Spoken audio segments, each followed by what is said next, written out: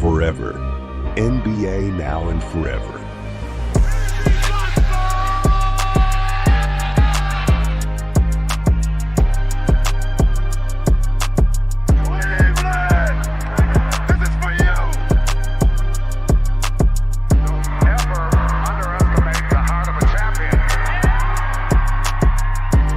Allez messieurs, on va se faire un petit débrief de ces 2 premiers matchs des finales NBA, quand même. Ouais. Au final, c'est serré, parce qu'il y a 1-1, mais en même temps, t'as pas l'impression que ce soit très serré. Non. Parce que le Game 1, hein, pour rappeler, pour ceux qui étaient dans une grotte, les Pacers ont gagné le match en menant le match pendant 0,3 secondes. Hein. Merci Tyrese Haliburton, le joueur le plus clutch de sa génération. Voilà, ça a été compliqué, ça a été besogneux. Généralement, les premières mi-temps des Pacers, c'est pas fou. C'est laborieux. Et généralement c'est en seconde mi-temps, du coup, là c'est un peu mieux. Mais bon, quand tu te prends des branlées comme au Game 2 sur la première mi-temps, bah après, forcément, mais si t'es devant sur, par exemple, le 4ème quart-temps, hein, au hasard, bah tu gagnes pas le match. En effet, c'est très compliqué. Rafik, tu veux commencer ? Parce que c'est moi le plus concerné par rapport à nous tous ici. Ouais, bah clairement. Clairement, je pense que sur ces 2 matchs, on a vu que OKC semble supérieur.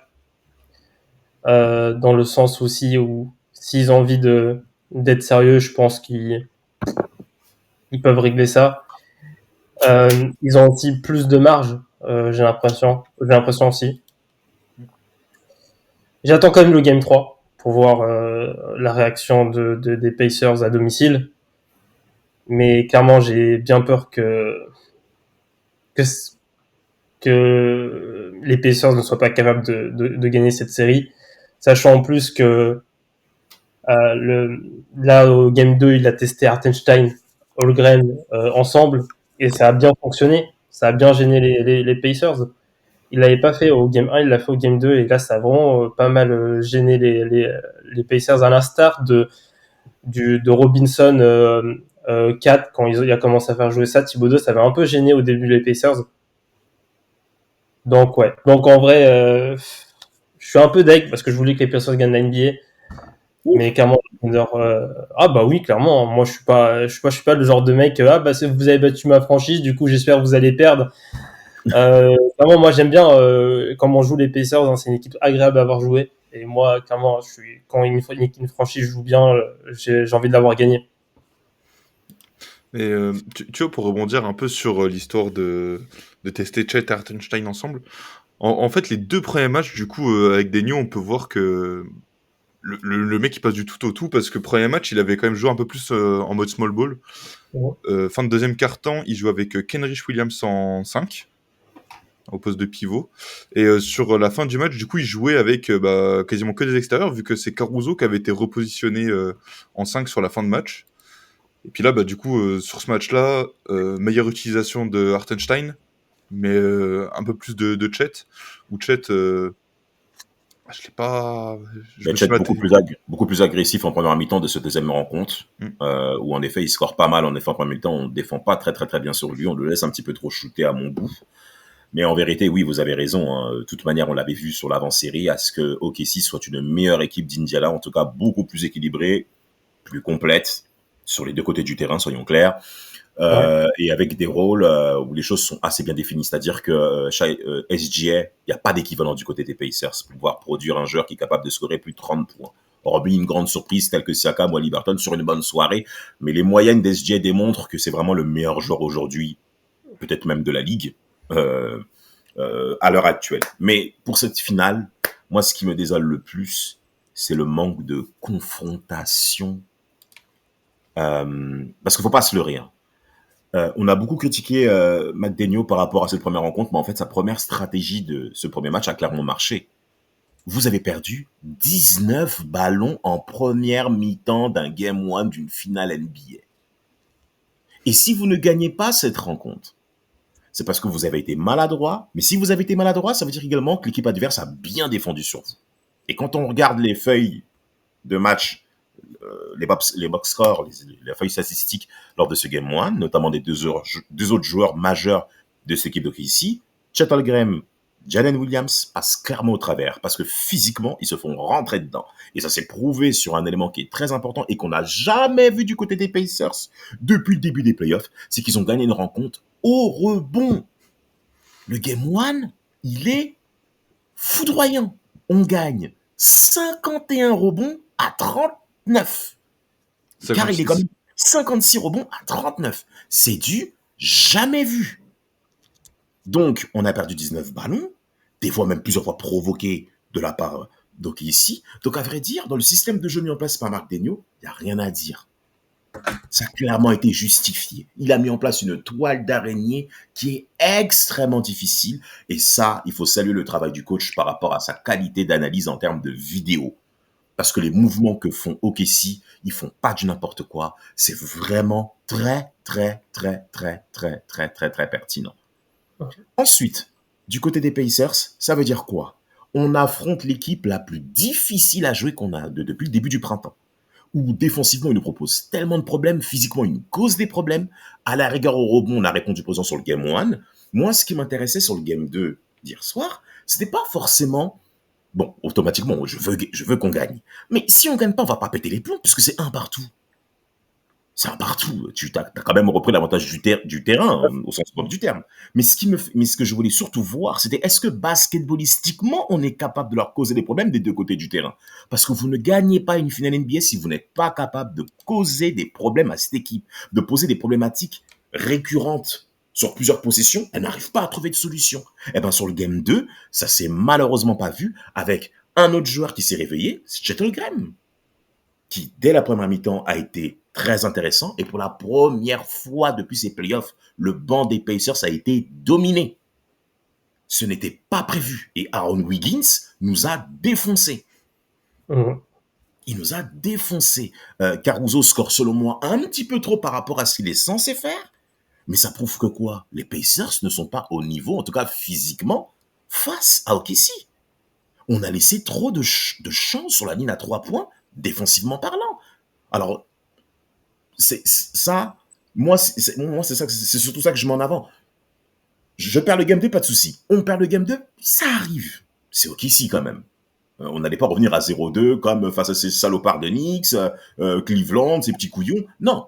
Là, c'est pas la même chose, c'est pas le même niveau. Mais moi, c'est surtout basketballistiquement, on n'a rien produit. On a été dominé partout. Et ça, c'est très inquiétant, pour le Game 3.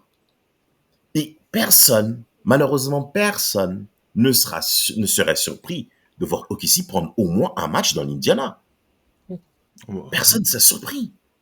Et malheureusement, en si peu de temps, est-ce que Rick Carlisle et son staff, je vais dire ses associés, mais bon, c'est pareil, auront-ils le temps de pouvoir déchiffrer cette défense? Auront-ils le temps de trouver des solutions face à Shai, de le ralentir au niveau de son pourcentage? Parce qu'il va scorer. Mais ce qui est intéressant pour ce genre de joueur, c'est de faire en sorte à ce que le pourcentage de shoot baisse. C'est ça qui est pertinent. Après, le problème avec Shai, du coup, c'est que même si tu vas réussir un peu à limiter son pourcentage, par exemple, je sais pas, tu vas lui faire une soirée à 38-39%, le problème, c'est que le gars est tellement bon pour aller gratter des fautes que même s'il va être à 38-39%, il va quand même avoir 10, 12, allez, 15 lancés au max. Et donc, du coup, même si le mec va mal shooter, au final, s'il réussit à gratter ses lancers, t'as pas de solution. Et même limite, ça t'handicape peut-être un peu plus que le mec aille gratter ses lancers parce que tu fais des fautes. Après, je suis d'accord. Vas-y, Rafik, excuse-moi. T'as aussi une autre stratégie quand tu joues contre une franchise où t'as une superstar et plein de bons joueurs autour. C'est tu sacrifies ta défense sur le meilleur joueur, tu le laisses scorer, mais tu t'assures que les autres ne scorent pas ou soient très embêtés. Le mec, la superstar t'en mettra 45, mais au final, les autres seront dans des très mauvaises dispositions. Ça peut être aussi une stratégie à évoquer, mais clairement, comme tu dis, Damas, on sera pas étonné si OKC prend une victoire dans l'Indiana, et je pense que ce serait même plus étonnant de voir Indiana en prendre 2 à domicile que OKC en prendre 2 dans l'Indiana. C'est terrible ce que tu viens de dire, mais c'est réel. On a vu une vraie différence qualitative entre ces deux équipes. Et c'est là où on peut se poser des questions par rapport à ce qui se passe à l'Est, déjà en termes de niveau intrinsèque, mais ça, à vrai dire, peu importe. Moi, il y a un autre sur le Game 2, ce qui m'a aussi frustré, c'est au niveau du rebond. À un moment, j'ai failli éteindre la télé quand j'ai vu Carson Wallace, aussi talentueux qu'il soit, prendre un rebond devant Miles Turner. J'ai bien l'action en tête en plus. Ah, tu viens l'action. En plus, il est là, il fait le mec surpris et tout. Mais comment j'en pouvais plus. J'en pouvais plus. J'en pouvais plus. Ça veut dire quoi? Mais attendez. Les mecs, c'est peut-être la dernière fois de votre vie que vous êtes là, les gars. Déchirez vos mères. Déchirez-vous, les gars. Mais je comprends pas. Franchement, Luxendort, pour terminer mes propos, disait avant ce Game 2, on est fâché. Il disait on est fâché. Moi, ce qui me dérange, c'est que sur le début de la rencontre, on défend plutôt bien. On défend plutôt bien. On attaque plutôt pas mal. On a mené 20-17. On a mené 20-17 dans cette rencontre. Une fois passé ces 20-17, terminé. OKC a simplement haussé le niveau d'intensité nécessaire. On n'est pas rentré dans le rythme offensivement parlant. Et on a bu. Et on a fait des erreurs. Oh là là là là, des erreurs. Donc en fait, Indiana, c'est ça qui me dérange. C'est que on est tellement habitué à courir après le score dans la mesure où on n'a pratiquement pas eu l'avantage du terrain durant toute cette période printanière, ok, que ça ne nous dérange pas d'être mené 10 points, 15 points, 12 points. Mais gros, ça n'a pas marché tout le temps. Et en fait, moi, je pense que là, on sait que psychologiquement, on a affaire à une équipe qui nous cause vraiment des problèmes pour scorer. Au contraire des Knicks, les petits salauds, là, les petits couillons, là, et l'autre, là, la cave à vin, là, tout ça, ça nous causait pas de problème. Parce qu'on sait qu'on va scorer contre ces bolos. Mais là... Moi, ce que je vois aussi, c'est que, en vrai, pour moi, c'est une très bonne finale NBA. Pour moi, on a deux franchises qui ont très très bien travaillé sur les dernières années, qui ont franchement, OKC, c'est incroyable. Et en plus, on se dit qu'ils ont encore énormément d'assets. Et en plus, ils font toujours ils font vraiment les bons choix pour améliorer cette équipe-là. Hartenstein et Caruso, c'est franchement bravo, hein, c'est bravo. Les Pacers aussi, ils ont fait les très bons choix aussi pour se renforcer. Obito. C'est vraiment des joueurs qui ont amélioré considérablement l'effectif et les deux ont vraiment très, très bien travaillé. Et clairement, en voyant ces deux franchises-là, je me dis, il y a des gens qui ont pensé que les Cavs auraient pu faire quelque chose. Il y a des gens de ça, il y a des gens majeurs, ils payent des impôts, ils payent un loyer, ils ont des responsabilités, etc. Et ces gens-là, tu vois, c'est des gens, apparemment, ils existent, et ils sont arrivés, ils ont cru que les Cavs, ils allaient aller en finale NBA. Non, il y a clairement... Ouais, mais c'est pas le sujet. C'est pas le sujet. Moi, je ne peux pas y croire que ces gens-là existent. Moi, je peux pas y croire qu'il y a des gens qui payent des impôts et qui pensent que les Cavs auraient pu aller en finale NBA. En tout cas, les Pacers sont clairement emportés haut la main, une victoire à 4, et ça leur a clairement donné de la confiance face à la série face aux Knicks. Mais par rapport à OKC, il n'y a aucune configuration, hormis le retour au couteau en fin de match, parce que c'est pas qu'une affaire du shoot de Tyrese Haliburton. Hein. On a réussi à mettre en déroute OKC à OKC. Moi, ce que je veux retenir, c'est pas forcément que le shoot de la gagne et le fait qu'on ait gagné. Il faut retenir également la fin du troisième quart-temps et tout le quatrième, dans lequel les Pacers ont causé des problèmes défensifs, physiques. Mais ça n'a pas duré 48 minutes. Est-ce qu'on est capable de le faire sous 48 minutes dans l'Indiana? C'est possible, parce qu'on va être dans une configuration qui sera complètement différente. On est à l'extérieur, il y a ça aussi à prendre en considération. Hein. Les mecs, ils évoluent dans une atmosphère qui est différente. Mais OKC a très bien répondu par rapport à la défaite au Game 1. Ils ont montré qu'encore une fois que c'était la meilleure équipe. OKC peut très bien mener 3 victoires à 1 à l'issue de ces 2 rencontres qui vont arriver dans l'Indiana. Quelles sont les chances d'Indiana de pouvoir faire face? Avant de vous laisser répondre à cette question, messieurs, tout va dépendre sincèrement de Tyrese Haliburton dans son jeu sans ballon. Eh oui, Parce que OKC attend Haliburton avec le ballon. On a vu ça durant tout l'été, pas de souci, durant tout le printemps, pas de souci.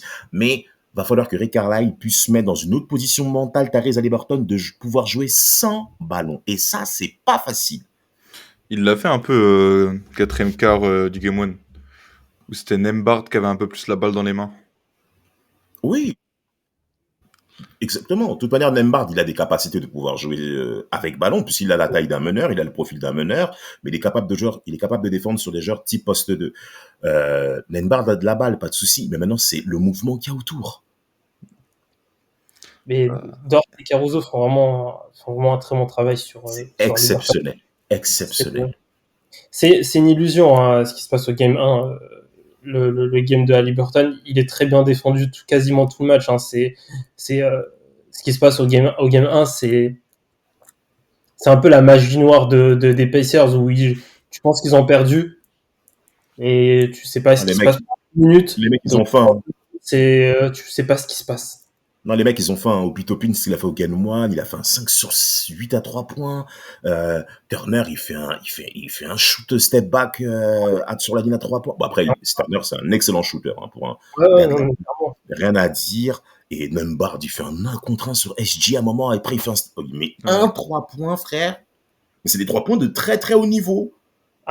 C'est un ouf. Franchement, le mec, il tourne à 29% en saison régulière et en playoff, il prend des shoots comme ça à 3 points. Et il en a mis des shoots à 3 points importants dans quasiment toutes les confrontations dans ses playoffs. Clé. Ah ouais, c'est exceptionnel. Mais va falloir côté Pacers hausser le niveau au niveau défensif. Et on est l'équipe qui commet le plus de fautes. Et on affronte le joueur qui aspire le plus de fautes. Ouais. Donc, avec tous ces paramètres-là, va falloir vraiment step up notre qualité intrinsèque pour pouvoir faire front au cours de ce Game 3, qui aura lieu quand d'ailleurs, Quentin ? Si je dis pas de conneries, c'est dans la nuit de mercredi à jeudi, parce que j'ai regardé que le boulot, je vais enfin pouvoir regarder un match en direct. Donc ouais, c'est dans la nuit de mercredi à jeudi. Bon, moi, de toute manière, je mets tout en arrêt. Je dors à 17h jusqu'à 23h pour regarder, je m'en fous. Mais attendez les frérots, ça fait 25 ans que j'ai plus vu les Pacers en finale. C'est pas avec la même conscience que j'avais à l'époque quand j'avais 10 ans et là maintenant 34, je sais pas quoi, 35 là. Donc avec tout ça, automatiquement ta tête elle chauffe, wesh. Ouais, mais normalement, soyons objectifs. OKC est censé gagner cette finale. Oui, ça serait clairement mérité. Non, mais c'est la meilleure. C'est la meilleure équipe de la Ligue, il n'y a même pas débat. La meilleure équipe de la Ligue. On était d'accord la semaine dernière, de toute façon, à la fin, quand on a fait la preview. Mapenda et moi, on avait dit 4-2 au KC. Ouais. Toi, Damas, t'as dit les Pacers, mais... À juste titre. C'est ma team. Ouais, voilà, tu vois, c'est parce que c'était ta team, tu vois, mais après, on était tous... On était tous à peu près du même avis sur comment ça pouvait se dérouler. Exactement, en vrai, il fallait même pas me poser la question. Ouais. En vrai, il fallait pas me poser la question. Mais heureusement qu'on a pris un match là-bas, en fait. Parce que s'il y avait 2-0... Rideau. T'as dit quoi ? C'était rideau. S'il y avait 2-0, c'était rideau. Ouais, on serait jamais revenu à 2-2. Or que là, le fait d'avoir repris l'avantage du terrain, ce qui est un fait, nous donne quand même en se disant « Ah non, ça rend la série plus intéressante encore. » Ah, mais je pense que le Game 3, il va être très très intéressant, le Game 3. Franchement, il va être ouf. Voilà, hein, peut-être que Indiana va trouver de la ressource. T'as des mecs comme McConnell, hein, quand ils jouent dans l'Indiana, ils sont super forts. Hein. Indiana, ils sont très très bons. Non, ils font des trucs vraiment excellents, mais je trouve qu'on ne profite pas assez de l'avantage de taille quand on se retrouve face à des Jalen Williams, face à Siakam. Et surtout, on a fait une première mi-temps, on n'a pas scoré dans la peinture au Game 2.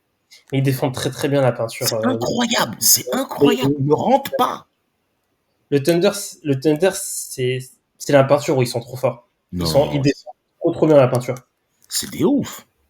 Et ils ont développé une défense en faisant le choix de défendre à l'intérieur, tu sacrifies un peu ta défense à 3 points, mais clairement, ils ont développé un système où tu as des joueurs qui sont capables de défendre très bien à l'intérieur et de quand même réduire l'efficacité à 3 points de l'équipe adverse. De l'équipe adverse, absolument, parce qu'on shoot vraiment pas bien hier. Hein. Bon, enfin, on shoot pas bien, ouf. On À est à 30%, ça va. donc, Mais clairement, vous êtes à 40%, en vrai, ça fait quoi? Ça fait peut-être 3 points en plus. Tu rajoutes 12. Non, il n'y a même pas match. Ah, peut-être que vous perdez de 4 points. ouais, on perd de 4 points, mais en fait, en défense aussi, on n'est pas bon de l'autre côté. T'as OKC qui est à 50%, 14. un match à 50%, vous le gagnez ce match. Ouais, donc vraiment, on est vraiment tributaire de notre adresse extérieure. Ouais. On est vraiment. Et tu vois, par exemple, OKC, hier, ils finissent le match à 49% au shoot, 40 sur 82. Par rapport au Game 1, si tu fais le comparatif, OKC souffre beaucoup en attaque sur le Game 1. Ils sont à 39. Ils sont Oui. à non, 39 sur 82 aussi, Oui, pardon. Ils font que 13 assists aussi. En plus. Alors qu'hier, ils ont quand même fait pas mal tourner. 27, je crois. 27 ou 25. C'est, je crois, 25 et 27 les Pacers. Ouais, les 25. Pacers, c'est une machine à assist, les Pacers. Oui, ça, on s'en fait pas pour ça, mais mais quand tu fais le comparatif avec les ballons perdus, on perd en efficacité, tu vois. Le Game 2, ça va, niveau ballon perdu, c'est 15 et 14 pour les deux équipes. Oui, pour les deux équipes, oui, en effet, pour les deux équipes. Ça va, t'as égalité, c'est pas la catastrophe du Game 1, quoi. Non, mais je crois qu'on va devoir se mettre en prière, quelle qu'en soit la confession, quelles qu'en soient les religions, pour les personnes qui supportent les Pacers. Adressez-vous au monde invisible. Je pense que c'est la seule solution face à cette situation extrême. Faut aussi attendre de voir un peu les ajustements de Rick Carlisle. Parce que là, on a vu ceux de Denio sur ce match-là. Oui. Et avec beaucoup plus d'utilisation de Hartenstein et des écrans. Tout à fait. Justement, Shai en a beaucoup profité. Et là, justement, Même Jalen Williams, hein. Ouais. Et justement, j'ai vu un thread. J'ai regardé un thread tout à l'heure où justement ça décortiquait un peu les ajustements sur ce Game 2. Tu vois, c'est pas un truc que tu peux forcément remarquer en match. Hein. Je parle pour moi, par exemple. Hein. Où en fait, t'as plusieurs phases de jeu où OKC, il te positionne 3 gars ligne de fond pour laisser tout l'espace à SGA. Et t'as un autre mec qui tourne un peu pas trop loin. Ouais. Et en fait, comme ça lui laisse en gros mi-distance. Il a tout l'espace qui va à mi-distance. Et puis bon, bah, SGA, la mi-distance. Il est d'une technicité, le gars. Quand il veut t'éliminer en un contre un, il fait des oh là là là là là là. Il sait exactement ce qu'il fait. Ça, c'est de la répétition. Ça, c'est du travail. Ça, c'est de la routine. Mais là, ouais, Nesmith a du boulot. Hein. Et en plus, là, ils ont affaire à un joueur qui est plus grand que Jalen Brunson en taille. Moins explosif que Donovan Mitchell. Mais Donovan Mitchell, vas-y. Mais là, tu vois, sur ces phases de jeu, tu vois, par exemple, premier quart-temps, t'en as une, où du coup, t'as trois joueurs d'OKC alignés ligne de fond, et t'en as un, et le cinquième joueur, du coup, il vient pour donner un écran à JA, qui est en train de faire son ISO, et puis bah, après, le mec, bah, il est tout seul, en fait. Il est tout seul, il a juste à avancer, il est en tête de raquette, il prend un pull-up, puis bah, forcément, t'as personne dessus. Parce que t'as deux joueurs d'OKC quasiment au niveau des corners. T'en as un au niveau de la raquette.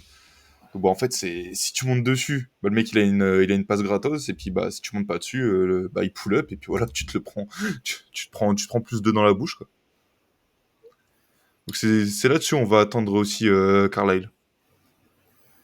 En effet, Parce qu'ils le font très souvent. Hein. Ils le font très souvent. Là, au début de premier quart-temps, ils le font.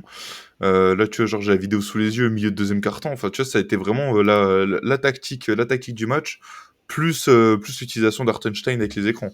Donc, va falloir trouver une solution. Bon courage. Hein. En tout cas, Siakam a du mal. Donc, on attend aussi beaucoup de lui parce que c'est clairement le joueur qui est capable de créer son shoot tout seul. Donc, il faut y aller maintenant. Il faudra lâcher les chevaux. Il n'a pas été bon hier. Hein. À part fin de deuxième quart-temps où. Non, il n'y a rien. Où il met un shoot et il gratte plusieurs lancers. Sinon. Non, du tout.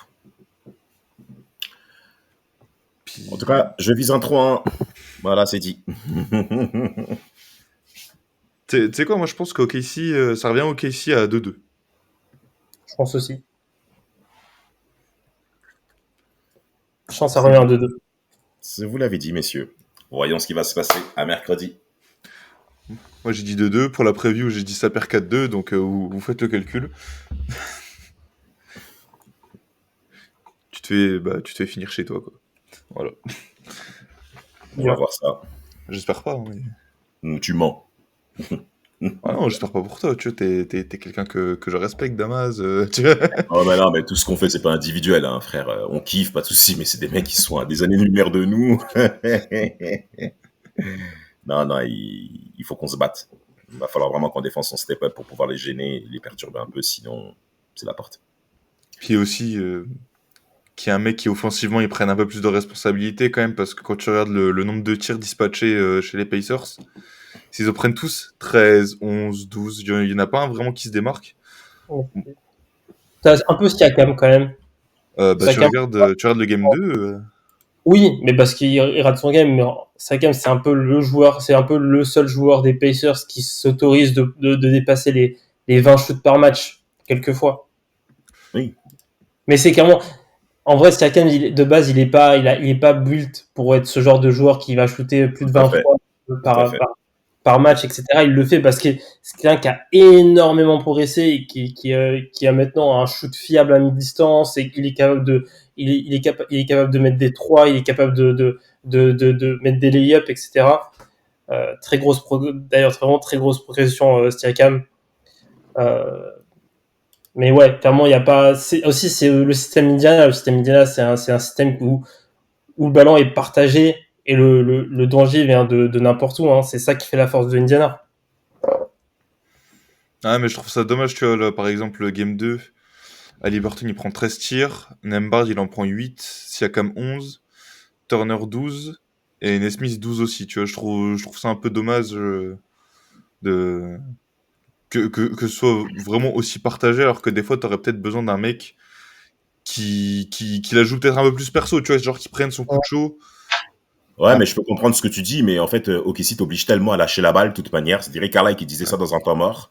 Il y a tellement de jeux, ils sont tellement forts défensivement que dans le trafic, ils t'obligent à lâcher le ballon. Sinon, tu vas la perdre. Tu vas la perdre. Donc, tu dois libérer ta passe. Et pour libérer ta passe, il faut que ton joueur soit en mouvement. Donc, être en mouvement pendant 48 minutes, les Pacers savent le faire. Pour l'instant, ils ne sont pas capables de le faire puisqu'ils ne peuvent pas tenir la balle. Dès qu'OKC accélère défensivement, ils perdent le ballon. C'est-à-dire que physiquement, on n'y est pas. Donc, si on ne répond pas physiquement, c'est la porte. C'est tout.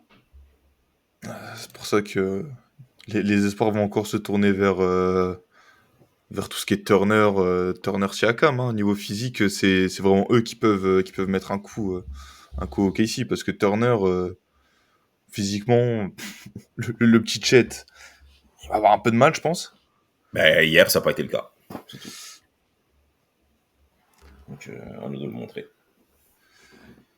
Voilà. Autre chose à ajouter, messieurs ? Non, rien. On est complet. J'ai la boule au ventre, mais je le sens bien encore. Je suis encore confiant. Ok. Toi, Rafik, rien ? Non, rien à ajouter. Hein. Juste on espère que Chris Middleton il va bien, mais après. Ah, moi, l'été prochain, si on peut le prendre. S'il prend pas sa player option, lui. Clairement, hein, s'il va ici à Indiana, moi j'ai le maillot de Indy dans la foulée. De toute façon, peu importe où il signe, tu vas avoir le maillot dans la foulée. C'est vrai aussi. Même des Lakers ? Ah, ça me ferait mal quand même. Hein. Bah ouais, putain. Quelle franchise de merde.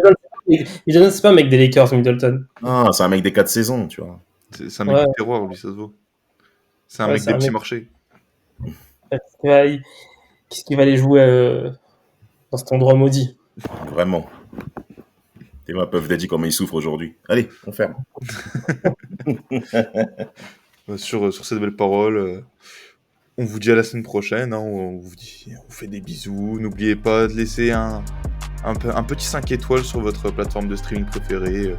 Un petit pouce en l'air sur YouTube. Hein, des commentaires. Tant que les commentaires ne concernent pas Zion Williamson d'ailleurs.